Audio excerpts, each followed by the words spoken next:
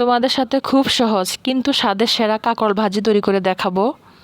সাধারণত কাঁকরোল আমি পছন্দ করি না, কিন্তু যখন এই রেসিপিতে কাঁকরোল ভাজি করি তখন আমার আর কিছুই লাগে না। ভাজির জন্য আমি 4টা কাঁকরোল নিয়েছি। প্রথমে কাঁকরোলের উপরের অংশ চেঁচে নিব। কাঁকরোলের মুখের 2 পাশের অংশ ফেলে দিয়ে পিচ করে গোল করে কেটে নিব। তোমরা যে কোনো শেপে কেটে নিতে পারো। সাথে 1 কাপ দেশি পেঁয়াজ কুচি দিয়ে দিব। কাঁকরোল ভাজির সাথে দেশি পেঁয়াজটা নিলে বেশি মজা লাগে। স্বাদ মতো লবণ দিচ্ছি 1 চা চামচ হলুদের গুঁড়া, 2 টেবিল চামচ চালের গুঁড়া। চালের গুঁড়ার জন্য কাঁকরোল ভাজিটা মুচমুচে হবে আর খেতে খুবই মজা লাগবে। 1 চা চামচ লাল মরিচের গুঁড়া দিচ্ছি। চাইলে তোমরা স্কিপ করতে পারো।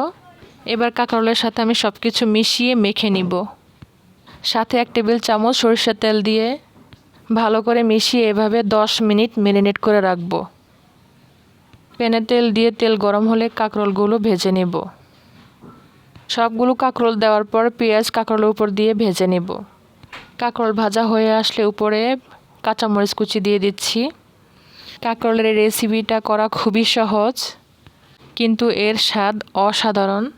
গরম গরম কাঁকরোল ভাজা দিয়ে পেট ভরে ভাত খাওয়া যায়।